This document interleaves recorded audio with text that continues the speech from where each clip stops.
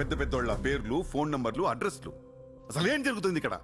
Business sir, వాళ్ళంతా మా customers. Shut up! నాటకాలు ఆడుకు, స్ట్రైట్ గా మాట్లాడు.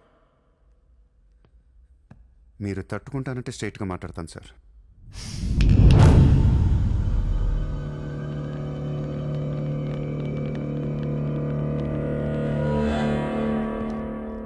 మీ దయ వల్ల ముంబైలో మాఫియా అనేది లేకుండా పోయింది సార్.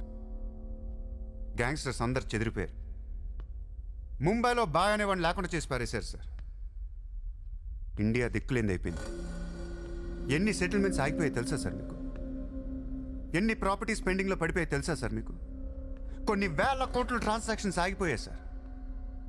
మీ పోలీసులు, మీ కోర్టులు తీర్చిన ఎన్నో ప్రాబ్లమ్స్ బయట మాఫియా సెటిల్ చేస్తుంది. అలాంటి మాఫియాని తొక్కేస్తారు సార్. ఏం చేసింది సార్ మాఫియా?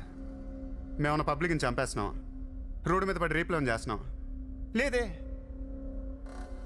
ఇండియాలో మీరు ఏమీ చేయలేని డబ్బున్న బడా బడా సాల్తీలతో ఆడుకుంటాం సార్. ఏంటి సార్ మీ ప్రాబ్లం ఏంటి సార్? సార్ ఆకలేస్తుందంటే ఎవడు అన్నం పెట్టాడు సార్. అదే 1000 రూపాయల మొబైల్లో ఇంత సిమ్ కార్డ్ వేసి ఒక్క ఫోన్ కాల్ కొడితే కారిపోతుంది సార్. అరగంటలో 1 కోటి రూపాయలు వస్తాయి. నేను వచ్చింది అందుకే సార్. ये मुंबई शहर को करवाने आया हूं. I believe in war, not in morality. Sir యుద్ధం చేతగా ఉన్నాడే ధర్మం గురించి మాట్లాడతారు సార్. సార్ ఒక కుక్కను వదిలేసి అది ఏ ఇంటికి వెళ్తే అది నాదే, అడిగితే తంతాను అంటే ఇమ్మోర్లా కాదా సార్? అదే ఒక గుర్రాన్ని వదిలి అది ఎంతవరకు వెళ్తే అంతా నాదే, ఆపితే నరికేస్తాను అనే కాన్సెప్టే అశ్వమేధ యాగం సార్. దీని గురించి మనం గొప్పగా చదువుకున్నాం. ఇప్పుడు నేను చేసేది అదే సార్.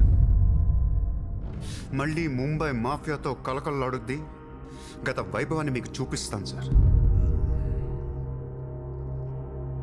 చేతిలో కత్తి లేదు కానీ నరికితే తల ఎగిరిపడేది.